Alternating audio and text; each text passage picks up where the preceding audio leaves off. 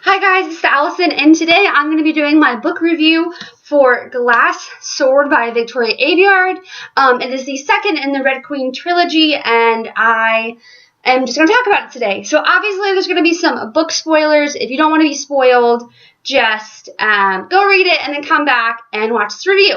So a little bit, a cool story about this. So when I went and bought this book at Target, it was just a really bad day at work, and I was like, this book came out, I need like some book therapy, and so I went and got this book, and I just picked it up, like I was exhausted from work, like was like, okay, I just want to go home, like it was a really horrible day, just like go watch Netflix, like read, whatever. So I get home and I noticed this sticker, and I don't know if you really can see it, but it says signed first edition, and I freaked out. Oh my gosh, you guys, like Victoria Aveyard is one of my favorite authors right now, and I opened it and I thought it was a dream, and then she signed, I don't know if you really can see it, but she signed it, and I was like, holy shish kebab, like, you guys, like, I loved getting signed books. Never really met a famous author before, and so just to get her autograph was just so surreal. I was like, oh my gosh, we don't, like, where I live, we don't really have any, like, independent bookstores. We don't have any bookstores where I live, which is really bizarre,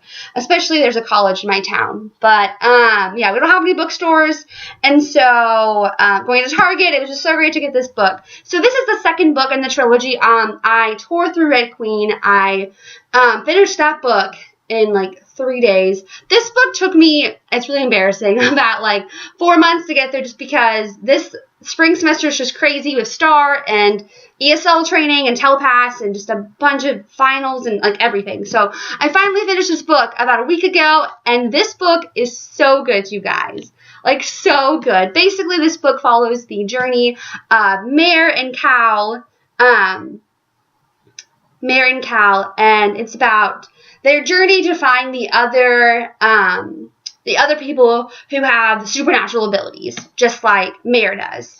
And what was just so great about this book is that I just loved the world building. I loved going to different places in this book. I loved going to see the rebel, I can't remember their name, but like the rebel group of soldiers that fighting back against Maven. I just loved how they went to all the different villages and found the people who had different abilities.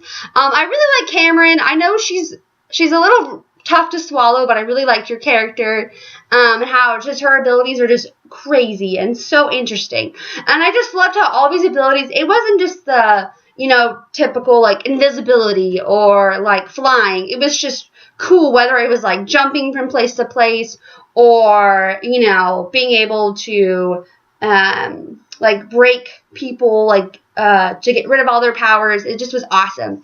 And so this book was just so suspenseful. I liked how we got to meet Shade, her brother, which was great. And I also really liked how we had some really sweet moments between Mare and Cal.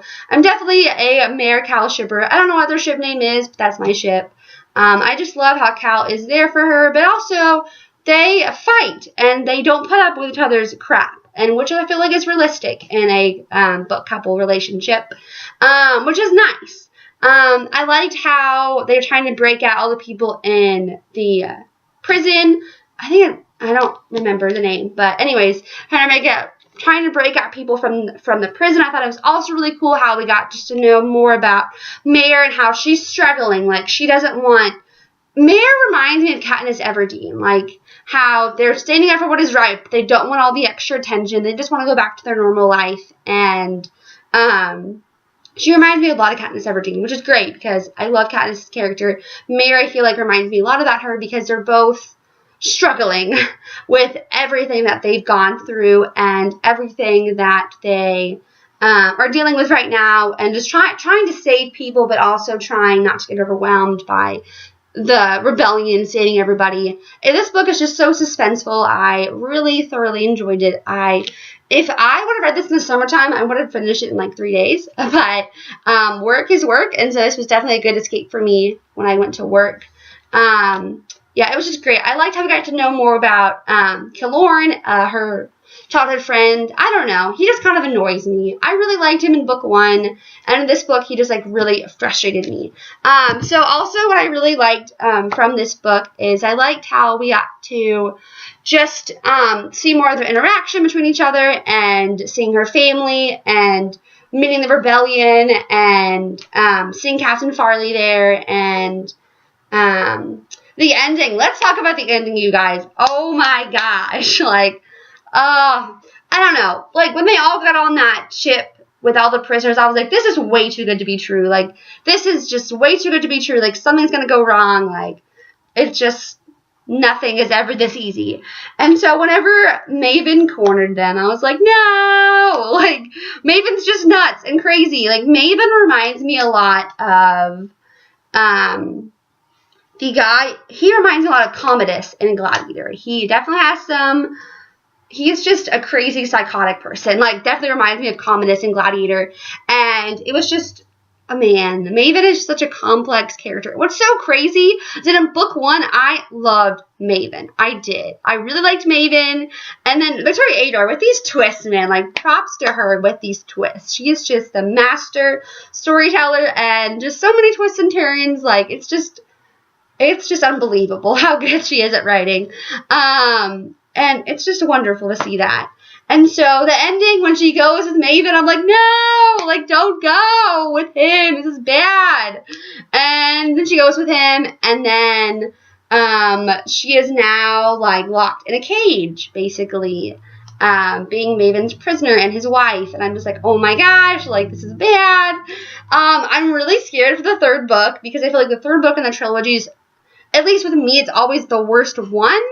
It just is, like, with Divergent, Hunger Games, Fifth Wave, like, I don't know, I've read one book that I liked. That was the 3rd book. That was in the Selection series. I loved the 3rd book, the 1. It was amazing.